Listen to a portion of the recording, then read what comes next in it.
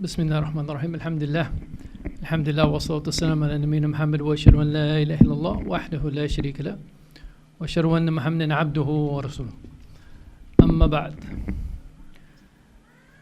So first of all, let me give a little background before I speak about my strategy for tonight's lecture, and that is that I know, mashallah, we all, when we put these panel sessions and everything looks so staged and planned, coordinated.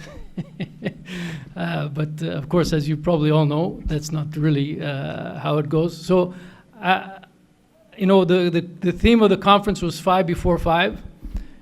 And so I thought about that hadith in the 5 before 5. And then I thought about how many speakers there are.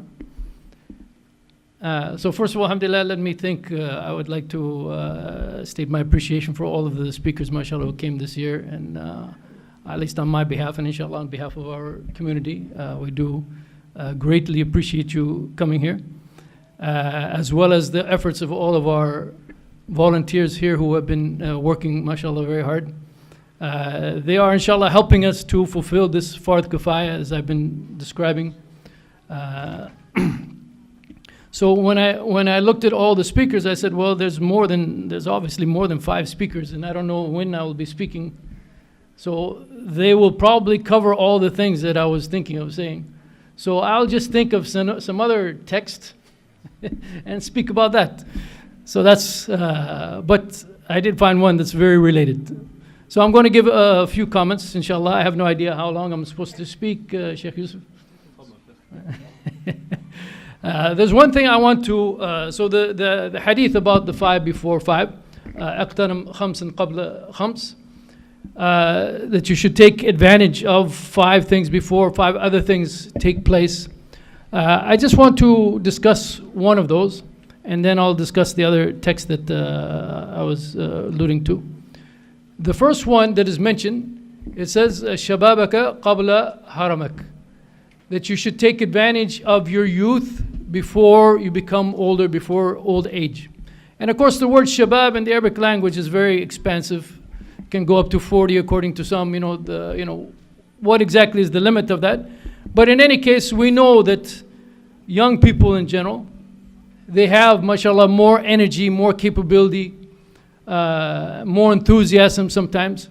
So this is really a good time for them to get things done, to get positive things done, inshallah, before they get old and tired and not have that capability.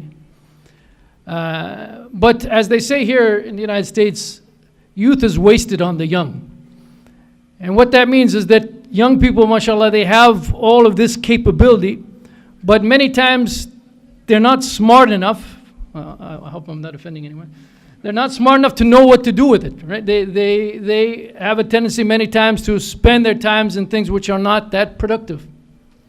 So obviously this hadith, this talks about 5, take advantage of 5 before 5. It's speaking to the individual himself, but when you think about some of these, especially this one, this actually is an indication, or part of it, I'm not saying directly, but what we can derive from it, this is an indication also to the parents to understand that when their children are still young, this is the time that they have energy and they have capability. And so therefore you as their guide, but they are just lacking guidance sometimes. They're just lacking the understanding of what is really important. So it is very important for the parents to be the guides, to be the ones, to be the mature ones in the room, to guide them and show them what's going to be best for them in the long run. How should they use that time and how should they use that energy? So that's one of the 5 before 5 that in particular, as I said, this is actually pointing even to somebody else's involvement, and that is the parents to understand that the youth should take advantage of that time that they have and that capability of have before it comes too late. Now there's another hadith of the Prophet ﷺ. It is related to this. It is actually related to this topic, as Ibn Umar made very clear in the way that he narrated. So one of the questions when you go to that hadith of take advantage of 5 before 5, take advantage of your youth before it leaves you. Take advantage of your health, take advantage of your free time, take advantage of your health and free time, and take advantage of your life before death. One question though that you can ask is there something, is there like some state of mind or some conception that you can have that will make it much easier on you to really take advantage of these things that you have at your disposal? So there's another hadith of the Prophet ﷺ in which the Prophet ﷺ said, "Kun fi dunya ka'annaka gharib o abiru sabil." There's a hadith of the Prophet ﷺ in which the Prophet ﷺ advised, he was speaking to Ibn Umar, and he told Ibn Umar that you should be in this world, in this dunya, as if you are a stranger or someone who is simply passing along a path, a traveler along a path. The Prophet ﷺ in this hadith has beautifully described what our situation as believers should be in this dunya. We should either be like a stranger or we should be like someone who is simply traveling along a path. So why should the believer be like a stranger in this dunya? A believer is like a stranger in this dunya because what is meant by strangers is that you don't feel like this is really your home. This is not where you belong. You're a stranger because you don't feel like this is truly where you belong. Yes, you're of this dunya and you have responsibilities here and you're going to be living and working here. But in your heart, you know that there is another home. There is another home that you are yearning for. So you're not really part of, even though you have to be here and you have to spend your time here, always in your heart you know that actually there is another abode which is where you really belong, and you're not from the people of this dunya. When you recognize that you are not supposed to be from the people of this dunya, in other words, those who are simply living for this dunya, then you will take those resources, your youth, your wealth, your time, your energy, your life, you will take those resources and you'll use them for that ultimate purpose that you have of returning someplace. So the Prophet ﷺ described this, that we should consider ourselves to be a stranger here. Because as I said, our purpose is not to live here and just enjoy this life.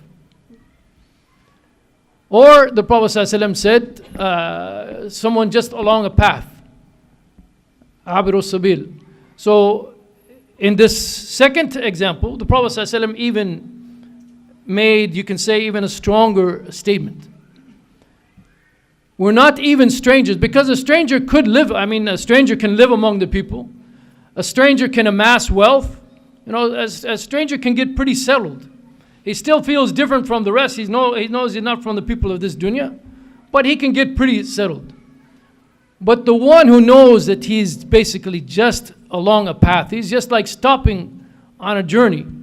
He is headed towards his goal. This is the person who he's not going to be able to spend time amassing the things of this dunya. He's going to be much more geared towards the fact that he is moving towards that goal, and he's going to be working to prepare himself all the time, inshallah, to achieve that goal. So again, when we think about this other hadith of the Prophet ﷺ, this is a hadith of the Prophet ﷺ that can make us understand that these qualities that Allah has given us of youth and health and free time and wealth, and of course our life as a whole, these things should be geared towards this ultimate purpose that we have of eventually going to Allah subhanahu wa ta'ala, heading towards Allah subhanahu wa ta'ala, and inshallah earning the pleasure of Allah subhanahu wa ta'ala. So if you keep this other hadith in mind, it will make it much easier for you to kind of have the right conception to live your life here using all of these resources in the best way.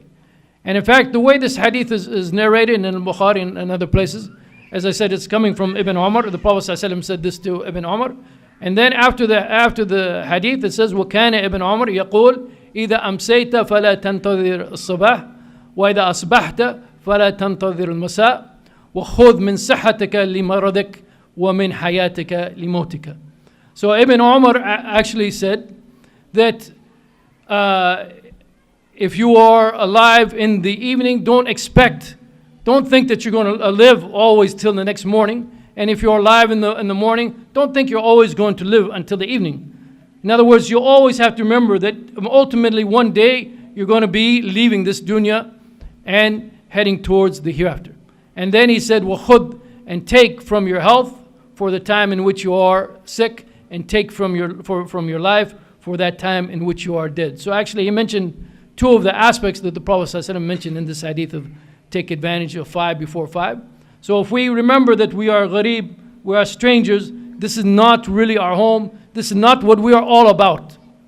And in fact, we are on a journey right now, and we should be geared towards moving towards that goal of trying to please Allah subhanahu wa ta'ala, so that our journey, inshallah, is a successful one. And ask Allah subhanahu wa ta'ala to give us success in this world and a success in the hereafter, and His pleasure when we meet Allah subhanahu wa ta'ala in the hereafter. Wallahu a'lam wa barakallahu fikum wa assalamu alaikum wa rahmatullahi wa barakatuh.